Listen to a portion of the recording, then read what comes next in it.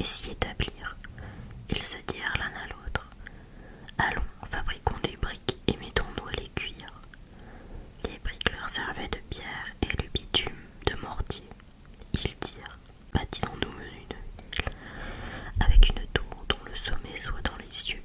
Faisons-nous un nom pour ne pas être disséminés sur toute la surface de la terre. Le Seigneur descendit pour voir la ville et la tour que les hommes avaient bâtie. Et le Seigneur dit: Ils ont un seul peuple, ils ont tous la même langue. S'ils commencent ainsi, rien ne les empêchera désormais de faire tout ce qu'ils décideront. Allons, descendons, et là, embrouillons leur langue, qu'ils ne se comprennent plus les uns les autres. De là, le Seigneur les dispersa sur toute la surface de la terre. Ils cessèrent donc de bâtir la ville. C'est pourquoi on l'appela Babel, car c'est là que le Seigneur embrouilla la langue des habitants de toute la terre, et c'est de là qu'il les dispersa sur toute la surface de la terre. Voici la descendance de Sem. Sem était âgé de 100 ans quand, 2 ans après le déluge, il engendra Arphaxad. Après avoir engendré Arphaxad, Sem vécut encore 500 ans et engendra des fils et des filles. Arphaxad vécut 35 ans, et puis il engendra Shéla. Après avoir engendré Shéla, Arphaxad vécut encore 403 ans et engendra des fils et des filles. Shéla vécut 30 ans, puis il engendra Héber. Après avoir engendré Héber, Shéla vécut encore 403 ans et engendra des fils et des filles. Héber vécut 34 ans, puis il engendra Péleg. Après avoir engendré Péleg, Héber vécut encore 430 ans et engendra des fils et des filles. Péleg vécut 30 ans, puis il engendra Réou. Après avoir engendré Réou, Péleg vécut encore 209 ans et engendra des fils et des filles. Réou vécut 32 ans, puis il engendra Séroug. Après avoir engendré Séroug, Réou vécut encore 207 ans et engendra des fils et des filles. Séroug vécut 30 ans, puis il engendra Nahor. Après avoir engendré Nahor, Séroug vécut encore 200 ans et engendra des filles et des fils. Nahor vécut 29 ans, puis il engendra Téra. Après avoir engendré Téra, Nahor vécut encore 119 ans et il engendra des fils et des filles. Téra vécut 70 ans, puis il engendra Abraham, Nahor et Haran. Voici la descendance de Téra.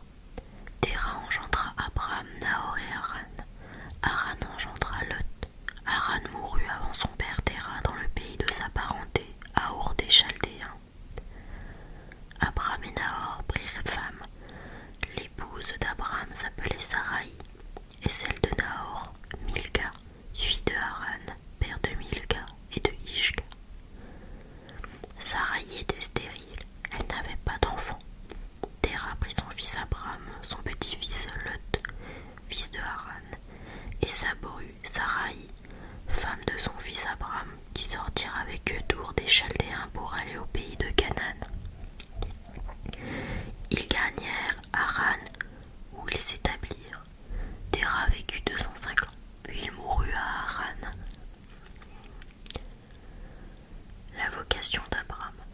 Le Seigneur dit à Abraham: Quitte ton pays, ta parenté et la maison de ton père, et va vers le pays que je te montrerai. Je ferai de toi une grande nation, je te bénirai. Je rendrai grand ton nom, et tu deviendras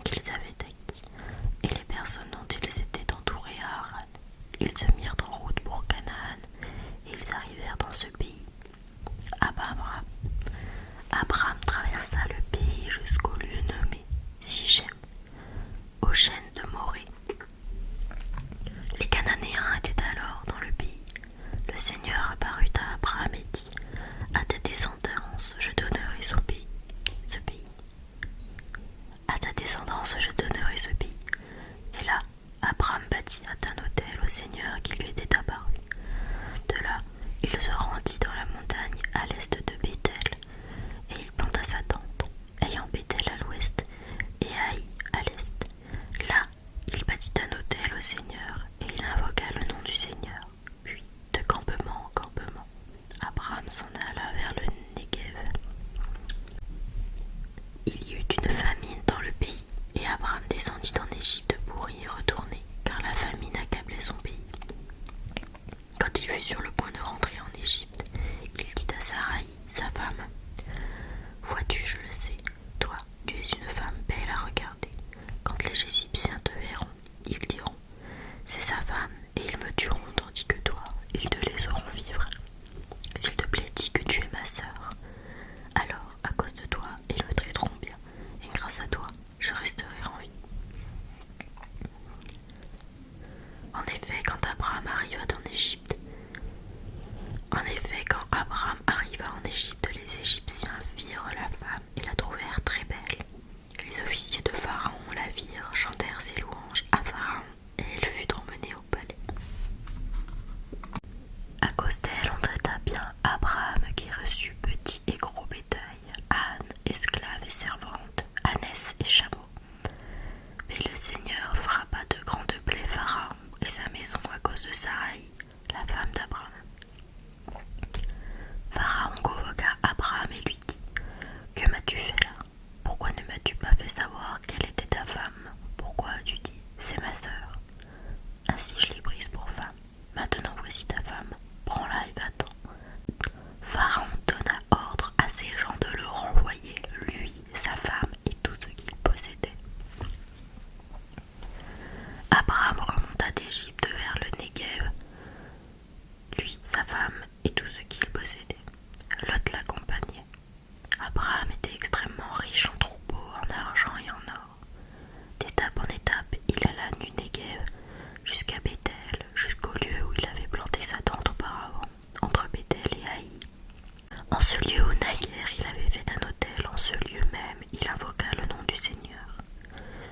Lot qui accompagnait Abraham avait également du petit et du gros bétail et son propre campement. Le pays ne leur permettait pas d'habiter ensemble car leurs biens étaient trop considérables pour qu'ils puissent habiter ensemble. Il y eut des disputes entre les bergers d'Abraham et ceux de Lot. Les Cananéens et les Périsites habitaient aussi le pays. Abraham dit à Lot, « Surtout qu'il n'y ait pas de querelle entre toi et moi, entre tes bergers et les miens, car nous sommes frères. N'as-tu pas tout le pays devant toi? Sépare-toi donc de moi. Si tu vas à gauche, j'irai à droite, et si tu vas à droite, j'irai à gauche. » Lot leva les yeux et il vit que toute la région du Jourdain était bien irriguée. Avant que le Seigneur détruisît Sodome et Gomorrhe, elle était comme le jardin du Seigneur, comme le pays d'Égypte quand on arrive au delta du Nil. Lot choisit pour lui toute la région du Jourdain et il partit vers l'est. C'est ainsi qu'ils se séparèrent. Abraham habita dans le pays de Canaan et Lot habita dans les villes de la région du Jourdain. Il poussa ses campements jusqu'à Sodome. Les gens de Sodome se conduisaient mal et ils péchaient gravement contre le Seigneur. Après le départ de Lot, le Seigneur dit à Abraham, « Lève les yeux et regarde de l'endroit où tu es, vers le nord et le midi, vers l'orient et l'occident, tout le pays que tu vois, je te le donnerai, à toi et à ta descendance pour toujours. Je rendrai nombreuse ta descendance, autant que la poussière de la terre. Si l'on pouvait compter les grains de poussière, on pourrait compter tes descendants. Lève-toi, parcours le pays en long et en large, c'est à toi que je vais le donner. » Abraham déplaça son campement et alla s'établir aux chênes de Mambré, près d'Hébron, et là il bâtit un autel au Seigneur. Voici ce qui arriva au temps d'Amraphel, roi de Shinéar, d'Arioc, roi d'Elzar, et de Godéla, Omer, roi d'Élam, et de Tidéal, roi de Goïm. Ceux-ci firent la guerre à Béra, roi de Sodome, Birsha, roi de Gomorre, Shinéab, roi d'Adma, Shiméber, roi de Séboïm, et au roi de Béla, c'est-à-dire Soar. Ces derniers s'étaient tous rejoints dans la vallée de Siddim, c'est-à-dire la vallée de la mer Morte. Pendant 12 ans, ils avaient servi Kedorlaomer, mais la 13e année, ils s'étaient révoltés.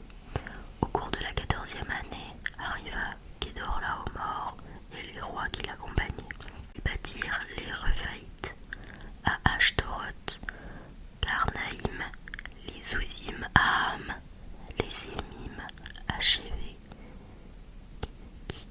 Kiriathaïm et les Horites dans leurs montagnes de Séhir, jusqu'aux chaînes de Paran qui étaient au bord du désert.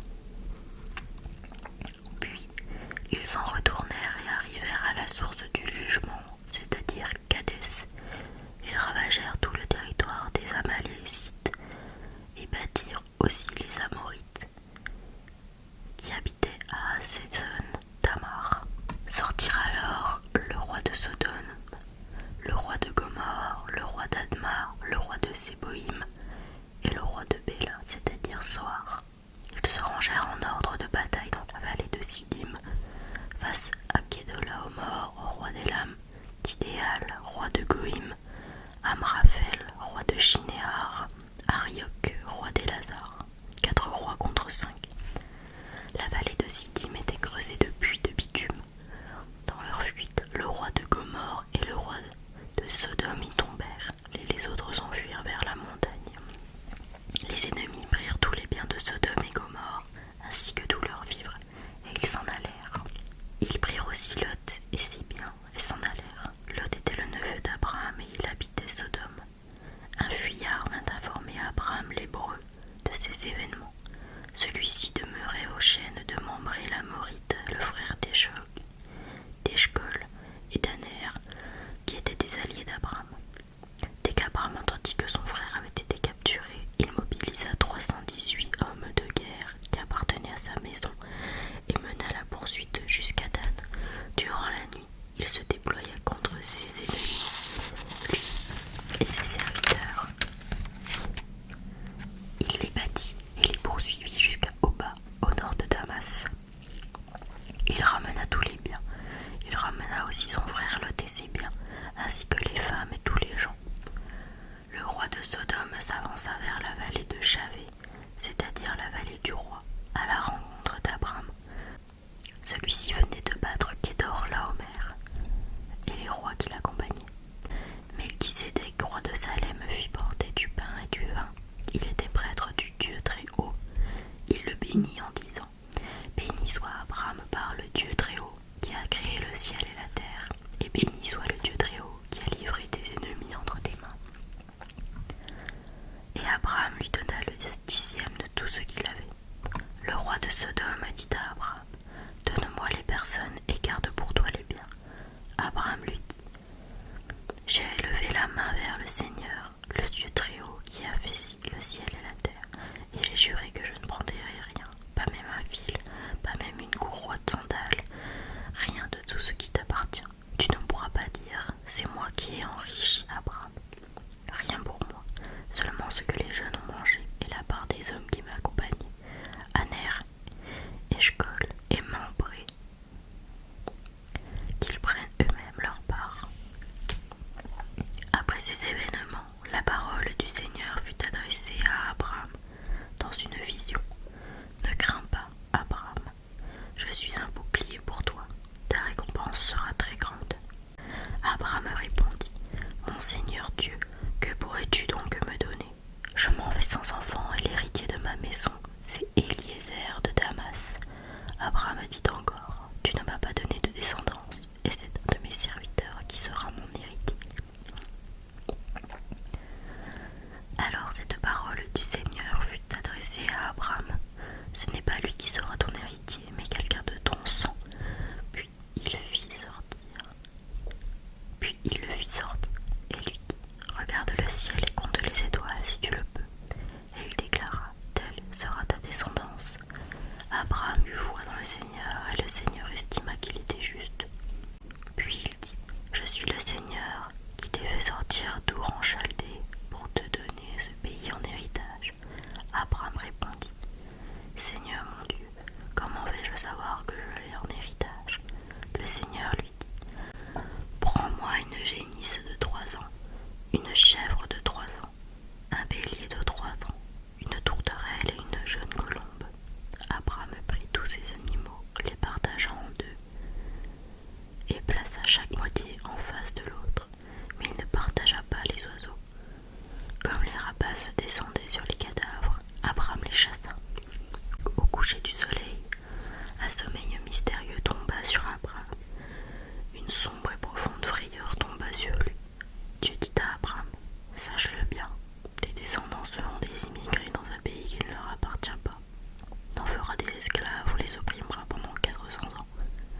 nation qu'ils auront servi, je la jugerai à son tour, et ils sortiront ensuite avec de grands biens.